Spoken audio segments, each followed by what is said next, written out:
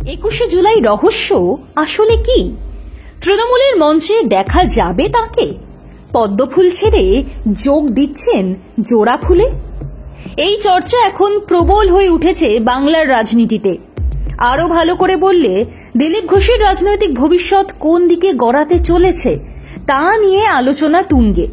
এই রাজ্যে বিজেপিকে একসময় পায়ের তলায় জমি দিয়েছিলেন যিনি, সেই তিনি বাংলায় নতুন বিজেপিতে দাঁড়ানোর জায়গা খুঁজে পাচ্ছেন না।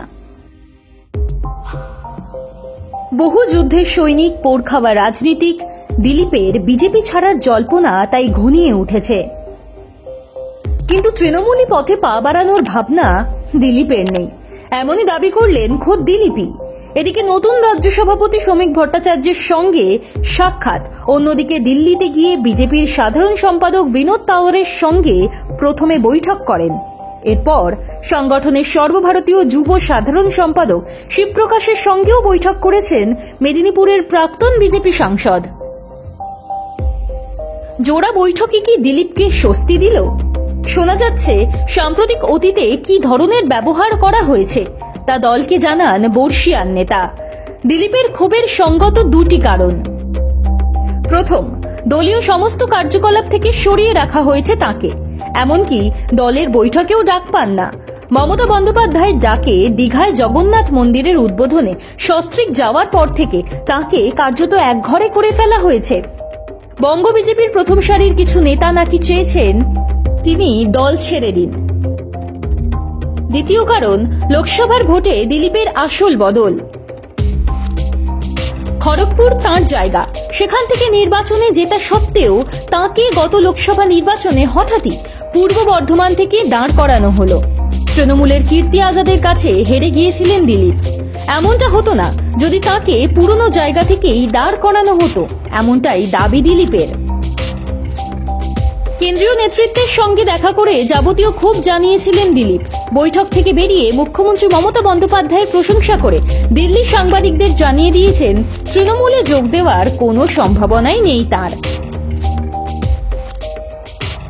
জানা যাচ্ছে কেন্দ্রীয় নেতৃত্ব দিলীপকে আশ্বাস দিয়েছে তিনি যদি বিধানসভায় লড়তে চান, কেন্দ্রীয় নেতৃত্বের অন্তত তাতে কোনো আপত্তি নেই।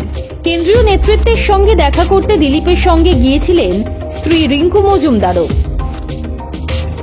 এমনও শোনা যাচ্ছে দিলীপ ফের জাতীয় স্তরে কোনো পদ পেয়েই রাজ্যের রাজনীতিতে যুক্ত থাকতে পারেন। কেন্দ্রীয় নেতৃত্বের বার্তা পেয়েই দিল্লি উড়ে গিয়েছিলেন বিজেপির প্রাক্তন রাজ্য সভাপতি দিলীপ। তার আগেই বলেছিলেন দলে সবসময় পুরনোদের গুরুত্ব পাওয়া উচিত, তাদের ঘাম রক্তের বিনিময়ে দল এই জায়গায় পৌঁছেছে, নতুনদেরও সঙ্গে নিতে হবে। আমাকে একঘরে করে দেওয়ায় আমি দলের কর্মসূচিতে যাওয়া বন্ধ করে দিয়েছি। নতুন সভাপতি সবাইকে নিয়ে চলবেন বলেছেন। দলে একটা ইতিবাচক পরিস্থিতি তৈরি হয়েছে, এবার সব ঠিক হয়ে যাবে। দিল্লিতে বৈঠকের পর মিডিয়াকে বলেছেন দলের বৈঠকে আমাকে চেয়ার পর্যন্ত দেওয়া হয়নি, আমি তো কাজ করে চলেছি, দল ছেড়ে চলে যায়নি। কিছু ব্যক্তি আমায় দল ছাড়া করতে চেয়েছিলেন, কিন্তু যে পার্টি দাঁড় করিয়েছে সে কেন ছাড়বে? রাজধানীতে বৈঠকের পরে দিলীপের বিধানসভা নির্বাচনে দাঁড়ানোর সম্ভাবনা উজ্জ্বল হয়েছে। তিনি বিধানসভা নির্বাচনে লড়ছেন কিনা সেই প্রশ্নের উত্তরে দিলীপ বলেন, আমি আগেও বিধানসভা লড়েছি, খড়গপুর আমার নিজের জায়গা, কিন্তু আমায় সেখান থেকে সরিয়ে লোকসভায় দুর্গাপুরে পাঠানো হলো। লাভ ক্ষতি কি হয়েছে তা সকলেই দেখেছে। সর্বভারতীয় মিডিয়ার খবর অনুযায়ী দল দিলীপকে জানিয়েছে তিনি যদি বিধানসভা নির্বাচনে লড়তে চান তাতে কেন্দ্রীয় নেতৃত্বের অন্তত কোনো আপত্তি নেই। সম্প্রতি বারবার মমতার প্রশংসা শোনা গিয়েছে দিলীপের গলায়। তিনি বিজেপি ছাড়ছেন না বলে জানিয়ে দিয়েছেন দিলীপ। আগামী 21শে জুলাই তৃণমূলে যোগদান বা আলাদা মঞ্চ গঠন এসবই জল্পনা ছাড়া কিছু নয় বলেই জানিয়েছেন তিনি। দিলীপ আজ বলেছেন, যারা জল্পনা করার তারা করবেন। 21শে জুলাই চলে গেলে অন্য কিছু নিয়ে জল্পনা ছড়ানো হবে।